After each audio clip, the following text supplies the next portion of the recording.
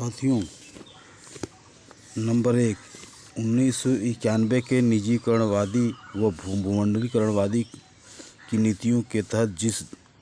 तेज़ी से विदेशी पूंजी का आगमन व विनियोजन तथा विदेशी कंपनियों का आगमन तथा स्थापना तथा विदेशी कंपनियों से भारतीय पूंजीपतियों की देश विदेश में साझेदारियां तथा दलालियां लगातार बढ़ती आ रही है, उन पर अंकुश लगा के तीनों आर्थिक प्रक्रियाओं को उतनी ही छूट देनी चाहिए जितनी इस देश के समूचे समाज की आर्थिक समृद्धि व तकनीकी उन्नति एवं शैक्षणिक एवं सांस्कृतिक प्रगति हेतु आवश्यक हो, न कि देशी व विदेशी निजी वर्गीय बचत लाभ में वार्षिक वृद्धि से तीनों क्रियाएं निर्देशित होती रहे, जैसा कि हो रहा है। नंबर 2, 1985-90 से पहले की बड़ी बड़ी देशी विदेशी कंपनियों पर लगे हुए ये प्रतिबंध दोबारा बहाल किए जाएं कि ये कंपनियां ऐसे उपभोक्ता व अन्य सामानों का औद्योगिक उत्पादन व बाजारी बिक्री नहीं करें जिन्हें छोटे व लघु उद्योग बना के बेच सकते हैं। इन्हें सरकार सस्ते कर्जे दे, इन्हें टैक्स कर कम करने के साथ ही इन्हें कच्चे मालों की सप्लाई वैसे ही बिजली व पानी की सप्लाई सुनिश्चित करे। नंबर 3, बड़ी बड़ी भारतीय व विदेशी कंपनियों को फुटकर दुकानदारी खरीद बिक्री से कड़ाई से बाहर कर दिया जाए, अन्यथा उपभोक्ता सामानों को केवल उत्पादन व फुटकर बिक्री के बाज़ारों पर ही नहीं बल्कि इन दुकानों व बाज़ारों से होते हुए शहरों देहातों के परिवारों तक के भीतर उपभोक्तावादी माल सामान इन्हें खरीदने की लालसाएं इन्हीं की सभ्यता संस्कृति और ऐसे फैलाने वाले विदेशी व भारतीय कंपनियों का आर्थिक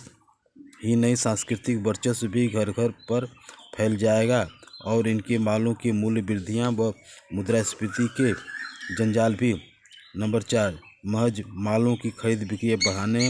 व फैलाने के वास्ते चारों ओर फैलाया जा रहा है विज्ञापन उद्योग तथा फैशन उद्योग अंधाधुंध बढ़ने से रोकने इसे सीमित किया जाए, क्योंकि राष्ट्र धन का खरबों रुपया हर साल ये दोनों हरामखोर धंधे डकार जाते हैं। नंबर 5, सरकार जनसाधारण के उपभोक्ता सामानों के उत्पादनों व खरीद बिक्री पर लगने वाले टैक्स कर न्यूनतम कर दें और इन निर्देशों के साथ कि टैक्स कटौती का फ़ायदा उठा के उद्योगपति व व्यापारी अपने मालों की मूल्य वृद्धि जारी नहीं रख सकें बल्कि सामान्य औसत लाभ पर बेचें। नंबर 6, 1991 से करोड़पति धनाढ्यों की बढ़ती हुई संख्या तथा इनकी बढ़ती हुई परजीवी लालसा एवं विदेशी उपभोग के सामानों की प्रति इनकी लालसा के चलते उपभोग के सामानों का विदेशों से बढ़ता हुआ आयात सख्ती से रोका जाए, जैसे इन्हें खाने पीने पहनने के सामान, घरेलू सामान, कारें, मोटर इत्यादि ऐसे सामानों का आयात एक तो भारतीय धन का विदेशों को निर्यात करके विदेशी व्यापार में बढ़ते हुए घाटों को तथा भारतीय बाजारों में उपभोक्ता सामानों की मूल्य वृद्धि को बढ़ावा देता है, वैसे ही चीनी, चावल, मीट, मछली व फलों सब्जियों का निर्यात एवं विशेषकर कपड़ों का निरंतर बढ़ाया जाता हुआ निर्यात रोका जाए। कारण इसका बढ़ता हुआ निर्यात न केवल यहाँ महंगाई बढ़ाता है बल्कि बढ़ते हुए आयात की तरफ बढ़ता हुआ निर्यात भी विदेशों से मूल्यों द्वारा और पूंजीपतियों के संकट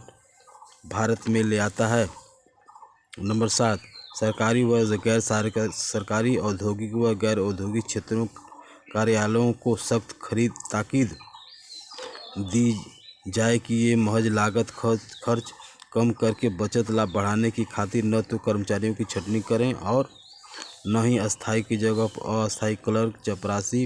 मजदूर, अध्यापक, डॉक्टर, इंजीनियर आदि की कम वेतन पर नियुक्तियां करें। ठेकेदारी प्रथा 1980 के पहले की तरह बंद करें। पत्रकारी जगत व दीगर प्रचार माध्यमों में विदेशियों की हिस्सेदारी पर रोक लगाई जाए, वैसे ही एवं खासकर शिक्षा के क्षेत्र में भी उन्हें सीमित छूटें उतनी ही दी जाए कि जितनी की राष्ट्र विकास हेतु आवश्यक हो। अति महत्वपूर्ण दलहन व अनाजों की फसली उत्पादन में आ रहे उतार चढ़ाव को रोका जाए। इसके लिए इन फसलों के प्रति सरकार का 1990 से 2000 से चला आया उपेक्षणीय दृष्टिकोण व व्यवहार तुरंत बंद करके एक तो अनाजों तथा दलहन तिलहन की फसलों की गुणवत्ता व वैज्ञानिक तकनीकी विकास किया जाए, साथ ही इनकी आवश्यकता पर सिंचाई के विस्तार की योजनाएं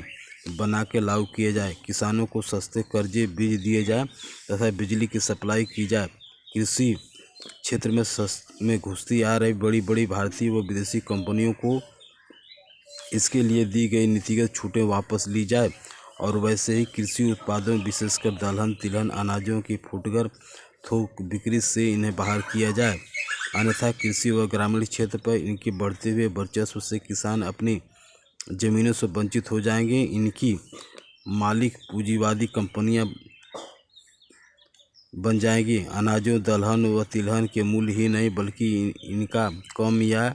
ज़्यादा बिकना इन कंपनियों पर निर्भर हो जाएगा। नंबर 11, कृषि क्षेत्र के विकास हेतु इसमें पूंजी विनियोजन बढ़ाने के वास्ते सरकार एक तो पूंजी कंपनियों की टैक्स व सूदों की अदायगी माफ़ करना बंद करे, दूसरे इन कंपनियों के सालाना लाभों पर हिस्सेदारियां लाभों पर टैक्स कर बढ़ाए न कि घटाए और ऐसे करके पूंजी मुद्रास्फीति को बढ़ावा दे, अतः महंगाई को भी